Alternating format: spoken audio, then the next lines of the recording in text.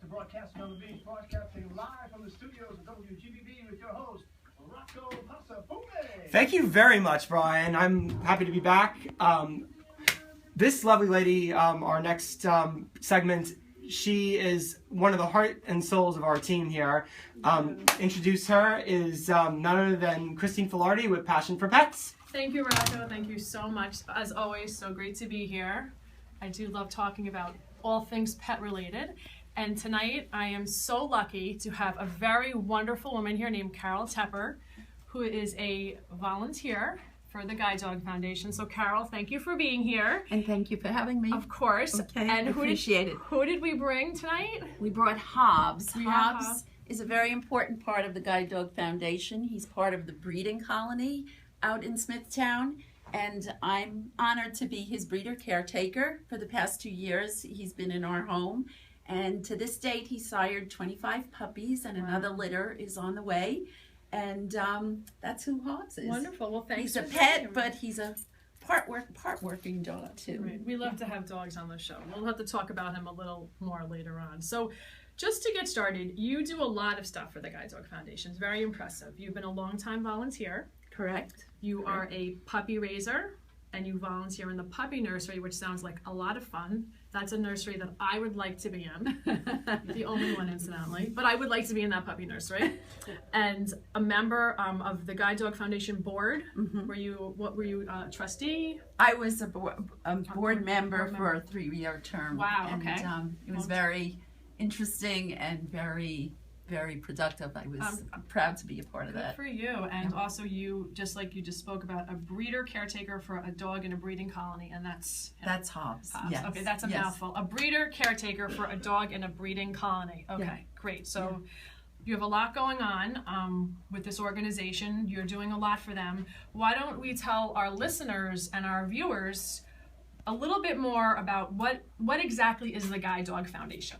The Guide Dog Foundation is located out in Smithtown. It's been there since 1946. Wow. It's a sister organization which started earlier in the 2000s, America's Vet Dogs. Okay. We train guide dogs and service dogs Okay. for those who are blind or have low vision or who have other disabilities and need the assistance of an important dog to give them their independence Sure, very and important. really enhance their lives I for think the better. Dogs are just amazing in all the types of therapy they do. I'm always just so amazed.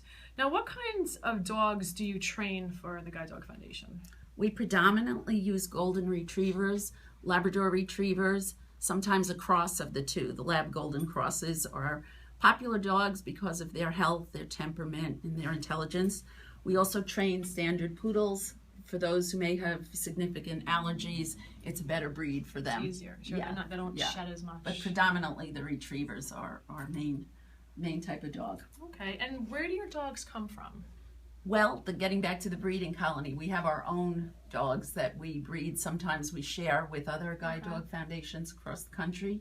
But typically most of our dogs come from our own line, and we try to continue such important lines, and we, again, health, intelligence, eager to please personalities are all a part of that. When you say like a breeding colony, does that mean like somebody like yourself? Like, what is the breeding colony? Where does it exist? It is in somebody's home? Typically, our dogs that are breeders for both the males and the females are all part of someone's home life. Okay. They're treated as a pet in someone's home. When they need to be bred, they go out to the Guide Dog Foundation, and that's handled out there. Okay, good. I just wasn't sure like what that meant, a breeding colony. Right. And like right. It's just the number of dogs that are set aside for that. And what exactly is a puppy raiser? Well, a puppy raiser is a mainstay of our foundation.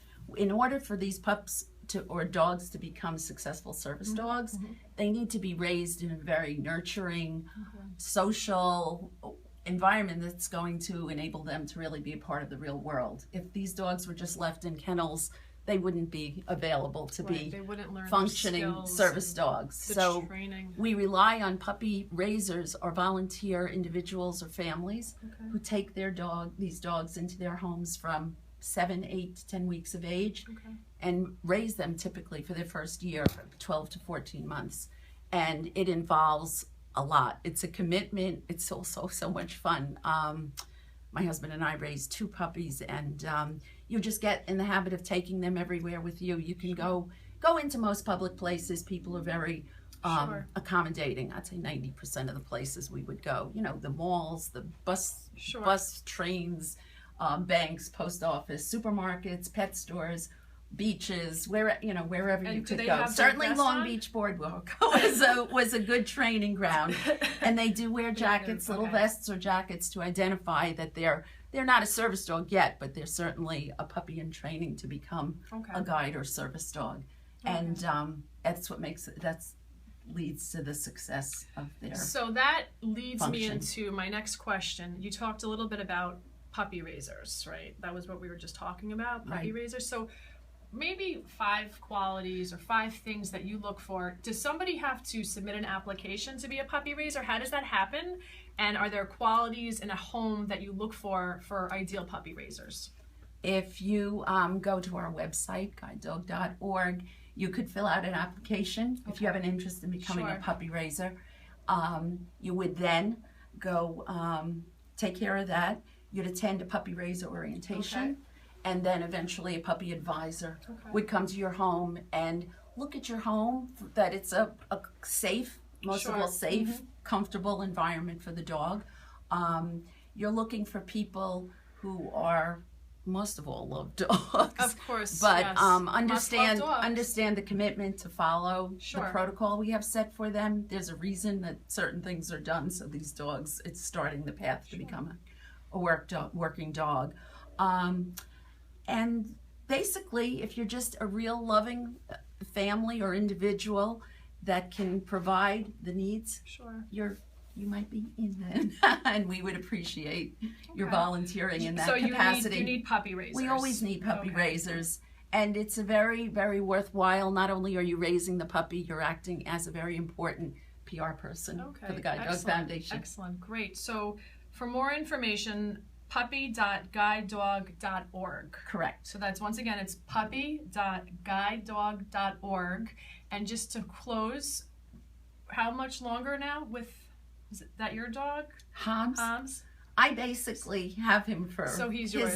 His life. So you're stuck with her, Hobbs. He's I mean, because he's a breeder, he's the Guide Dog Foundation's dog. Oh, so he's with you. But he's, as long as we follow all the rules and take good care of him, he's ours. Love it. Thank you so much for your time, Carol. We really appreciate it, and we certainly appreciate all the amazing work that the Guide Dog Foundation does on a daily basis. So thanks again. And on behalf of Guide Dog and America's Vet Dogs, thank you for having me here to share this with you. My pleasure.